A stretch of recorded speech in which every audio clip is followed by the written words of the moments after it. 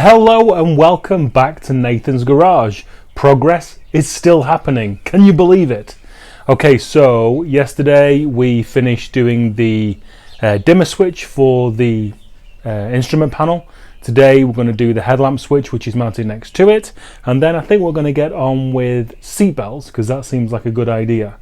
So let's have a quick tour.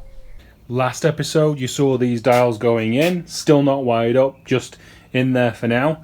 And we did the headlight and the bezel dimmer switch there. And now we are going to mount that kind of there next to it. After that, we will be on with seatbelts around there. That's the area, and that is what's going to be going in it. That's in. So just welding it in there and waiting for it to cool. So super simple. And now play with some seat belts, and because this build has taken so long, I can't for the life of me figure out or remember which is the driver's and which is the passenger's A-pillar. So hopefully somewhere in my stash of stuff I've got some seat belts, and we can try some stuff, and hopefully it will illustrate to me what goes where. Excellent, as I hoped it would, it did. So left front, and it can only go into the B pillar that way. Right front, so drivers, that's going to get some action first. So that's just going to go in there. God, simple. It's like it fits already. That's the basic idea. I was trying to keep all the box section behind from the original Mercury Mountaineer B pillar, but that's not going to happen. So obviously this is just a single skin now that's all flimsy, but I can build a ton of strength back into it and box it along the bottom, box it up at the top as well, and then join it to the back wall, and that's going to be fine. I think that's the general idea. This is where we're at. So we have this single skin.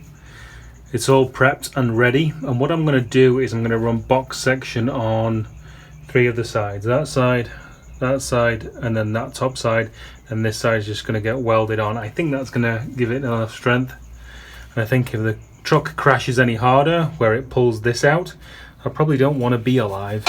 So the first box, it's a bit big, but as with most things in my builds, I'm dictated to by what's in the garage, because I'd like a piece of box section slightly smaller than that, but it's going to give it plenty of strength.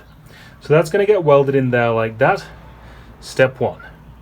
There we go. So we are fully seam welded in on that box section at the bottom and all the way up. So now I'm going to put a piece of box going from here all the way across the top of here, and it will meet up with that and the back wall as well.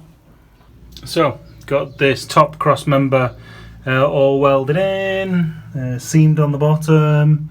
Had to turn the power and the gas right up because my nozzle didn't fit in this area.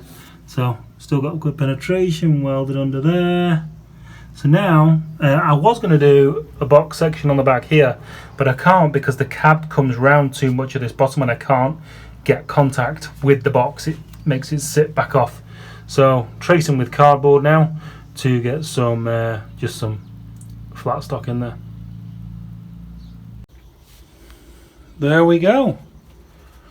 One lower seatbelt mount complete. What a long bloody day, Jesus. There's a lot gone into that. Yes, we got that top cross member, beefy bottom cross member. You can see there, I'll probably fill in the front of that with weld against the B pillar that you can see there. But that ain't going nowhere. So over the weekend, top mount came on. I am very happy with that. The bottom's all done. Now we are on to the top. Same as before, if I can maintain all this box section, which I couldn't down there and had to rebuild it back into it with box section, I will. And what we need to do is make this fit in there. Seems simple right now. I want to maintain all the fancy slidiness of the Mountaineer. It seems like a pretty cool thing to do. But yeah, see if we can fit it in there. So, should be pretty simple, right? Right? Game on.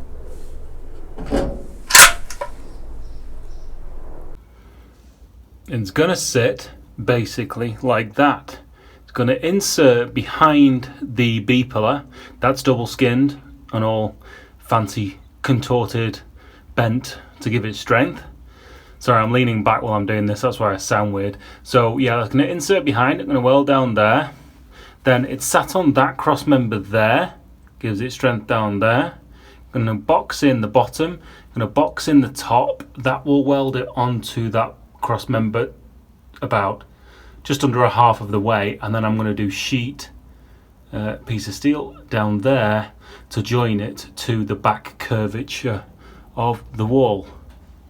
Okay, I'll pull it out and just show you what I've done to the back of it as well. There were originally 3 skins on this, so that's what you can see from the front. So what I did on the back was able to keep this so it stayed nice and strong. Lost 1 skin because it was just sitting too high at the back, so I'm going to box that top, box that bottom, weld her in. I am very happy with the way this is turning out. So it's tacked into place. The bottom is boxed, you can see there, and the top is boxed as well. So we've tacked it into place. So I'm now going to make the filler panel here to join it to the back part of the cab. Well, this is a most exciting development. It's in. Top mount's in. Game on. Okay. Let's mock it up. See if it works. A spectacular success has been had so far until we came down to this point and I completely forgot about this bugger here. And looking at diagrams of Explorers, when the Explorer floor went further back to around this point, there's some sort of anchor for it, kind of, you know, in front of this. So what I'm going to do, I'm going to mount it there somehow. I have something like that in there. Now I have these, I think they came off the rear bumper on the Mountaineer. So what I'm going to do is I'm going to cut the bolt out of this, cut a big hole in there, and then I'm going to, I think, sink that bolt into that box section there, weld it in, and then it'll just be a stud sticking up, and that can go like that, and big old nut there. That should work. So that was the bolt that was pressed into that bracket. I've cut and kind of shaved the head a little bit, hole there, and drop it in. So I'll zip some weld around that now, and it just creates a nice stud for the seatbelt to go onto. There we go, simple as that. One lower mounting stud. Happy days. Well, that has definitely been one seriously satisfying job. That's bloody great. So yeah, so link up the light. So studs down there. That's all welded in. And then up here, still height adjustable. That's bloody great. Obviously things aren't painted yet, but it's all in, it's height adjustable. That lower mounts on the actual seat itself. Perfect. I'm so happy about that. Right, next on the agenda is something that I've been resisting doing for quite some time. With this truck being an F250 long bed as opposed to an F100, the openings in the front wheel wells are bigger, the front fenders are bigger, and the rear fenders are lower down. On the F100, the further up the actual bed. And people have told me about it, and I looked at it and I thought, well, it's fine. But more I look at it, the more the fenders have to come up. So I'm going to start experimenting with their height, maybe 1 or 2 inches up. That'll be the next thing. Finish the bed sides, finish the welding on the bed chops, and hopefully some wheels. Wheels would be great. Okay, that's it. Thanks for watching. Please like and subscribe, and I shall see you in a few days.